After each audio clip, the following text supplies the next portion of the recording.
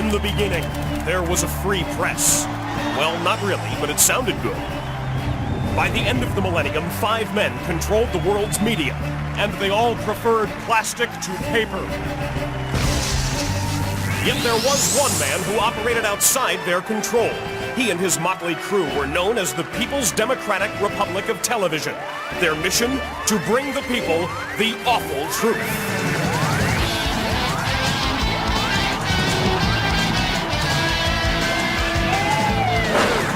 Tonight, from somewhere inside the PDR TV, please welcome Michael Moore. Thank you. Thank you. Thank you. Thank you. Thank you. Thank you very much. Thank you. All right. Come on. I've got too much awful truth to give you tonight, all right? There's 43 million people in this country who have absolutely no health insurance. I mean, zip, right? I'm sure many of you in here, let's show of hands. How many people in here do not have health insurance? Look at this. Can we get a shot? Keep your hands up. Just get it, especially for our British viewers. This is not the science fiction portion of the show. Ma'am, stand up here. Now, you don't have health insurance, right? What are you going to do if you get sick? I mean, what do you do if you get sick? Well, I try really hard not to get sick, and then I'm also I'm asthmatic, and so you end up experimenting with herbs and using friends' medications. Herbs? Oh, see, that's what we're reduced to, like, will bring about, well, and for me, nuts and berries and herbs. That's what, we're back in the Stone Ages here. We're just we're on the ground looking for something to heal us. It's true. There's something wrong with that. This is crazy, isn't it, huh? Well, I got an idea on how to solve this problem, and, well, I got it from the man himself. Watch this. Today we are ending welfare as we know it. It was an historic day back in 1996. President Bill Clinton and the Republicans removed the safety net for lazy, poor people and replaced welfare with workfare. Finally, tens of thousands of single mothers are off the dole, cleaning our toilets and picking up our garbage as they should be. Meanwhile, some gotta pay to put their kids in daycare, where they belong. And poor people who hope to get off welfare by going to college have had to drop out and are now scraping roadkill off our streets. So I was thinking, since work solved America's welfare problem, maybe it can solve the health care problem too. 43 million Americans don't have health insurance. I heard about a new program at Franklin Memorial Hospital in Farmington, Maine. Some people called it Work Care. Under Work Care, people who can't pay their bills are forced to work at jobs around the hospital to pay them off. This Work Care idea seems to be spreading. When I heard that Jamaica Hospital in Queens was trying to start their own Work Care program, I went there to check it out. I met with Bruce Flams, the hospital's executive vice president, who explained why making people work off their hospital bill was a good idea. Here, people would be getting health care service in exchange for work. People are willing to work a second job. People regularly work second jobs now to make ends meet, and to work an extra hour a day beyond that for health care is something they'd be more than happy to do. Even if they were working a second job, they'd be willing to work the extra Absolutely. hour. Or how about a third job? We had 2 elderly women who received Medicare, and they said even though they have health insurance benefits through Medicare, could they work so that those credits would go for their kids to get health insurance? It's a testimony to hardworking American people. You're willing to do this sort of thing. Yeah, we think so. The more I talked to Bruce, the more he made sense. If you haven't paid for your meal, then okay, go clean the dishes. Right, same thing here. Basically, if you can't pay for the appendicitis, Right. Go peel some potatoes. Work Care was just sounding better and better. Now, you don't have this program set up yet, right? We're in the process of trying to set it up. It's not set up right now today. It's not set up today. We're hoping with the opportunity to maybe get someone with national recognition to launch this program, we'll be able to get the laws passed through Congress that would enable us to enact this program very soon. I think you found your guy. Okay. Right here. Attention, attention. Are you in need of medical attention? If so, please step up to the table. We can help you. We have a plan. Yes, I decided to use my celebrity status to get this Work Care thing off the ground. That day, I hired a real doctor, Sharon Levy, MD. Recruited real registered nurses. Rented an inventory of hospital instruments. and a fully equipped ambulance. I set up a MASH tent across the street from Jamaica Hospital. Then I found real people who were in need of medical care. If you're willing to work, you know, we'll help you get a checkup on the pins and the plate in your leg. She just needs a checkup for her asthma. What would that run? If you're still breathing, you can work. That's good. Right? I have a little hemorrhoid problem that needs to be taken care of. Really?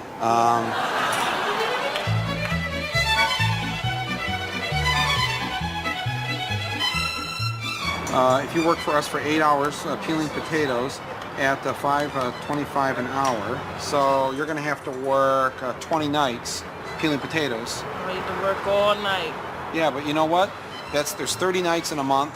You're only going to work 20 nights here. You got 10 nights off, and you'll be able to breathe. Okay? Let me know if you run out of the oxygen, and we'll just put it on your bill. You didn't have anything else for her to do? You know, I can find something for what can a dizzy person do? But I don't know anything about engines. You don't? No. Well, ma'am, if you don't learn how to do this, we're not going to be able to help you out. Well, I can learn, but... Okay, that's the attitude. That's what we like to hear. Thank you. All right, just take this and fill her up.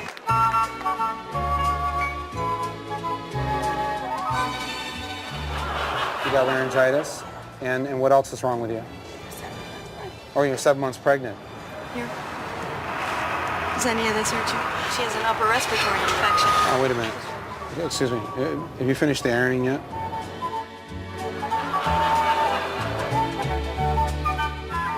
Too bad we can't get the fetus to do something. Because basically you got a freeloader inside of her there, you know. And I just don't feel good about, you know, giving her the blood pressure test first before she's done some work, you know, because it's, you know, then they start to think, you know, they can get away doing this for free or something. Right, coming in and taking advantage of us, hard-earned tax dollars that we're putting into this. You know, we're taxpayers, we pay for this, you know. Well, maybe she could do a little sewing if she feels up to it. Sewing, can you do some sewing? Sure. I want to be able to see myself in them. If you do a good job here, we'll be able to take another pin out of your leg. When you autograph each one of them, make sure you put something like, you're special to me. Malik, did you fall and cut yourself? Want to do some work for us? You want to? Yeah? Okay, come on in here. Come on. You missed the spot. I was proud of my little operation. It was time to go back to the hospital and bring out the man who wants to bring work care to New York City and maybe pick up a few more non-working sick people. Ma'am, why are you in here? Well, I have bronchial asthma and I hurt my hip. Bronchial asthma and you hurt your hip? So HIV positive. And she expected us taxpayers to pay for this? I had to show Bruce how my work care really works. Real doctors? Yes, real. Okay. Hi, Bruce Flans. How you doing? So what do you think? What's your impression of this?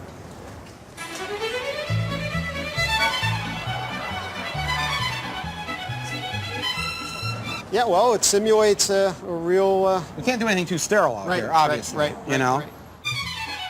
Suddenly, my conscience began to bother me. It does that from time to time. Don't we have an ethic in our society that says if you work, you get cash, you get payment for that? You know what I'm saying? It's not, you know... But it wasn't always that way. If you look back 200 years, people had a... 200 years ago, they had wooden teeth and, they had a barter system where people slaves. would... Can you just 1 second? I have to talk to one of the guys at work, okay? Give me 1 second. Okay, all right. All of a sudden, a lot of suits showed up, and things got a little complicated. Well, we didn't know we were doing the MASH tank yet. Who put this up? What's the problem? Huh? What's the problem? We're not in some play-acting role here, okay? I don't understand what your setup is. That's a real doctor. Those are real nurses. These are real people that need help. And we're having them work for us so they can get their health care. Isn't that what you believe in? You can do whatever you'd like here. Health care for work, right? Make people work, too, before you fix them. That's another thing, too. You know? Because they don't know when they're going to get sick, so they should get fixed. They should get work for us first before we help them out. This is ridiculous. Come on. I just think that you're just jealous because you don't have your program going yet, and we got ours already going. You're just envious of it. Go ahead and do your program. Why don't you join in with our program? Go ahead and do your program. What kind of health insurance do you have? Go ahead and do your program. Are you covered, sir? I'm not answering your question. Do you have any medical problems that I can help you with in here? Thank you very much. You know? All right, I'm sorry. He was hostile. I'm really sorry, you know? If you need any help, come on back. These guys obviously weren't serious about work care. So I decided to take my program nationwide and travel from state to state to pick up sick people and put them to work for me.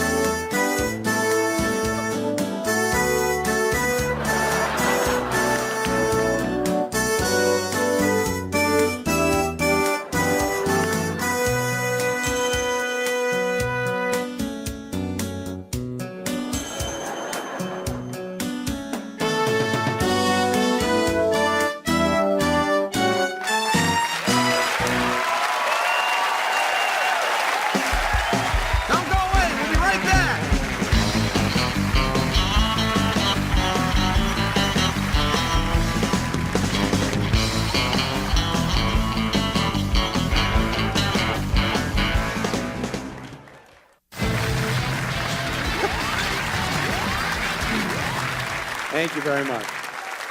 Let me ask you this. Who started the whole Monica Gate impeachment mess? Where did it really begin? Linda Tripp? No. Lucy Ann Goldberg. That's right. She was the person who convinced Linda Tripp to tape record all of her phone calls with Monica Lewinsky. All right? This is Lucy Ann Goldberg here. You remember her? Huh? There she is. Right. Let me just show you just a brief soundbite from her regarding how proud she is of having Linda Tripp wire herself on Monica Lewinsky. I went, yikes, is this fun? Wow, is this an intern? You know, I'm not going to say I got all, you know, moralistic about it. No, I thought it was a ball to listen to this stuff.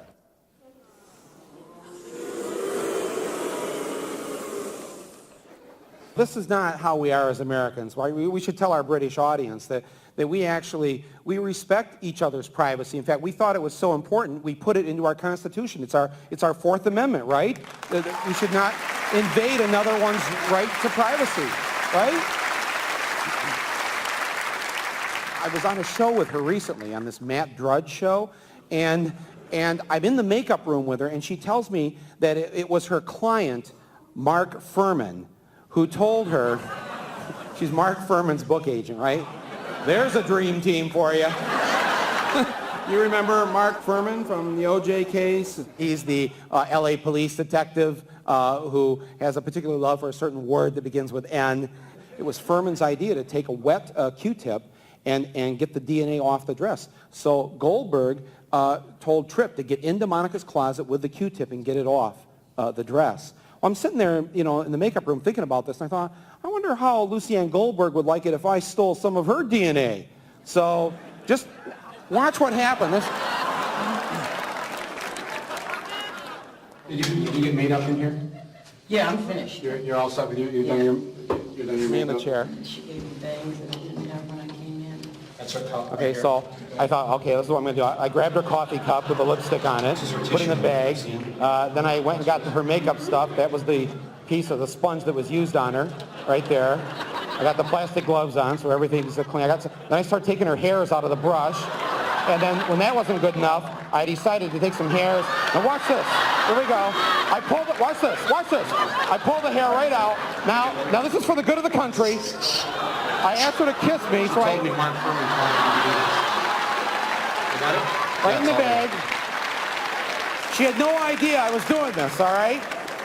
So I had saliva samples, I had hair.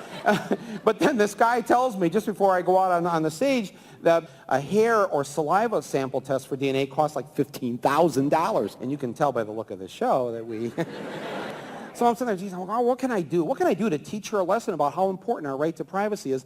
And then it sort of came to me, when I went out on the show with her. And let's just roll that clip. How about if I was, like, filming what was going on in your apartment? If I took your right to privacy away. If I was, well, Linda filmed no one's apartment. But if I was threatening you, and telling you what the President of the United States wanted you to lie under oath, and you taped me, I would deserve that. Well, she was threatening me. In fact, she was threatening all of us as citizens in a democratic republic. And it was at that moment that I decided that that's what I would do. Our long national nightmare with Monica Gate may be over, but Lucy Ann's nightmare is about to begin tonight.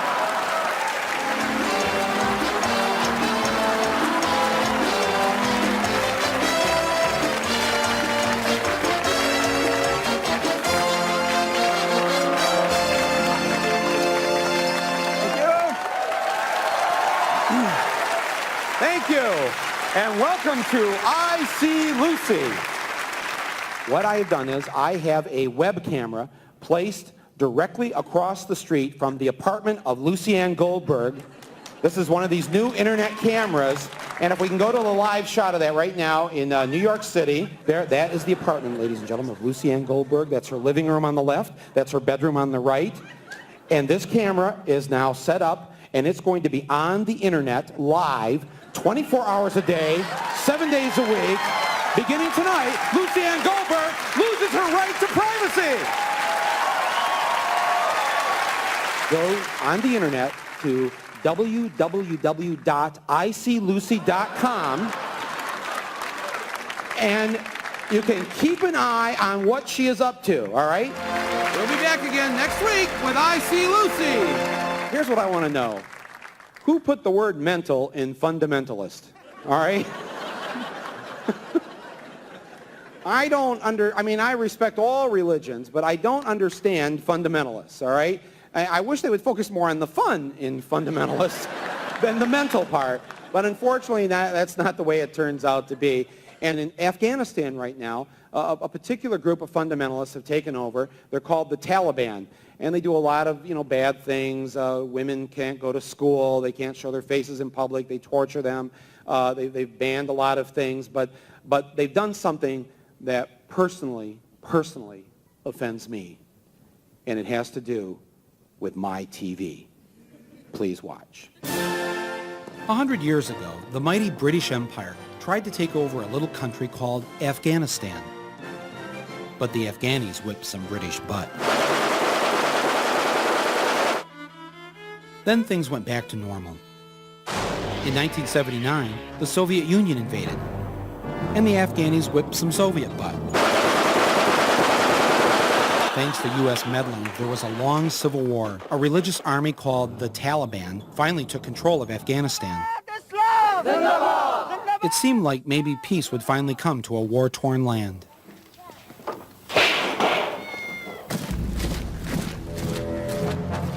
But then the Taliban started banning things. At first, it was just Jerry Falwell type stuff. No movies, no drinking, no music.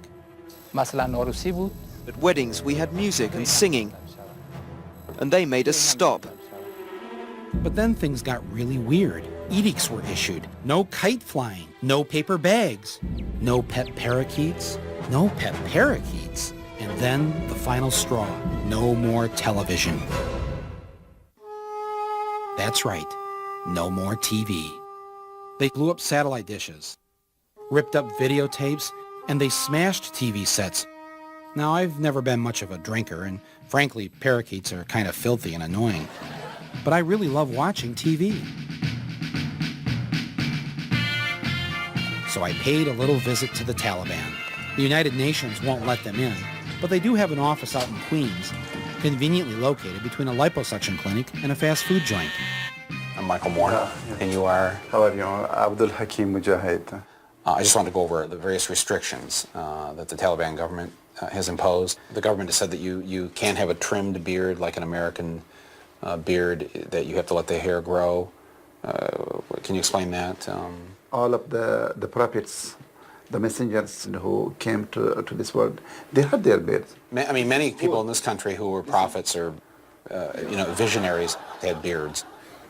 I understand the government issued an order that said you've got 15 days to turn your TV sets in. It is totally wrong, and this is a kind Not of true. Negative propaganda. Wait, I saw this where people had to turn their TVs off, stop watching TV, and turn in their TVs, get rid of their TVs. I saw this. Yes or no? Did you confiscate those TVs? Yes. Do you watch TV when you're here in America? Do you ever watch TV? Why not? Why not, yeah. Oprah or Springer? I didn't say only news. That would be Springer. As Americans, you know, television is a basic right. It's like food, shelter, clothing, Baywatch. You know what I'm saying? No. On our show, I want to appeal to people to send food, clothing, money, and TVs to Afghanistan. I took his enthusiastic response as a yes and went about trying to find a national spokesperson for my Afghan TV relief project. Actually, I knew who I had to get. Hi, I'm Sally Struthers. Won't you please help? That old television in your basement would mean so much to these people. The cost to you is only pennies a day, but just one set can bring TV to a whole tent full of Afghanis. Approximately once a month, you'll receive a photograph or short videotape of your TV with its new family. Just watch their faces light up when they stumble across a rerun of Dharma and Greg. Act now, before another Afghan child misses out on a life full of television. It takes so little from you and makes such a big difference for them. Won't you please help? Inspired, I took to the streets to collect the TVs for Afghanistan. I had to get on the case myself. Hello world is a song that we're singing. Come on, get happy. I was proud of the way America responded. We'll be bringing. We'll make you happy. First stop, the Taliban office. Mr. Ambassador, we would like to give you a gift. How could they say no to a van load of free TVs? We'd like to present this to you. Give it to him? Okay, sorry, give it to you. The ambassador wouldn't even touch it. We'd like to present this gift to you, okay? It's a television. It's got a remote control here. His aide seemed a little more interested when we told him Dateline had added a fifth night, but I knew these TVs would never make it to the Afghanis. It was time to airdrop TVs on Afghanistan.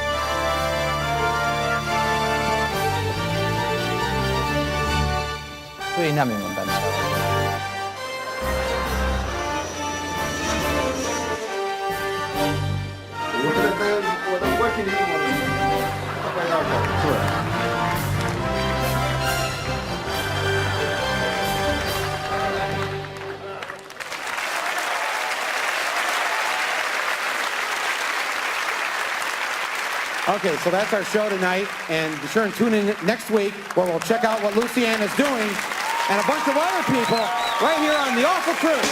Thank you very much. Good night.